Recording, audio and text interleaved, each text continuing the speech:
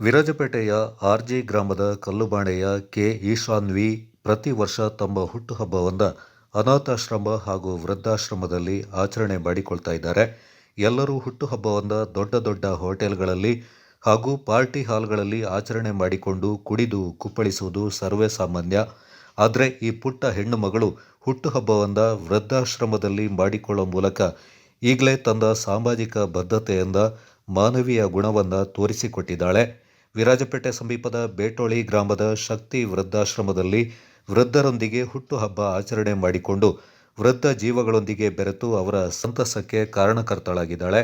ಅಂದಹಾಗೆ ಈಕೆ ಆರ್ಜಿ ಗ್ರಾಮದ ಕಲ್ಲುಬಾಣೆಯ ಕಿರಣ್ ಹಾಗೂ ರಜಿತಾ ದಂಪತಿಗಳ ಪುತ್ರಿ.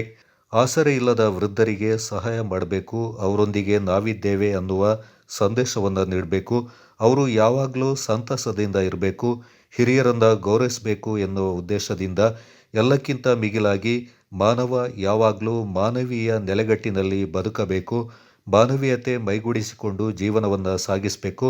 ಏಕೆಂದರೆ ಮಾನವೀಯತೆ ಮರೆತರೆ ಸಮಾಜದಲ್ಲಿ ಬದುಕಲು ಸಾಧ್ಯವಿಲ್ಲ. ಈ ಹಿಂದೆ ನಮ್ಮ ಕುಟುಂಬದಲ್ಲಿ ಉಂಟಾದ ಅನಾರೋಗ್ಯ, ಅಪಘಾತ ಇವೆಲ್ಲವೂ ನಮ್ಮನ್ನು ಬಾಧಿಸಿದೆ.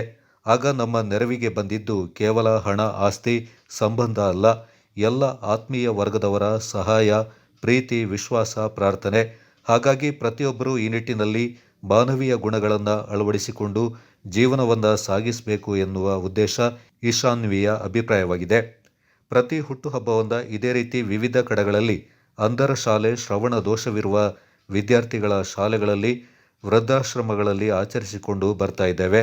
ಈಶಾನ್ವಿ ವಿರಾಜಪೇಟೆಯ ಅರಂಬೇರಿಯ SMS ಶಾಲೆಯಲ್ಲಿ 7ನೇ ತರಗತಿ ಓದ್ತಾ ಇದ್ದಾಳೆ. ಈಕೆಯ ಭವಿಷ್ಯಕ್ಕೆ ಶುಭ ಹಾರೈಸೋಣ.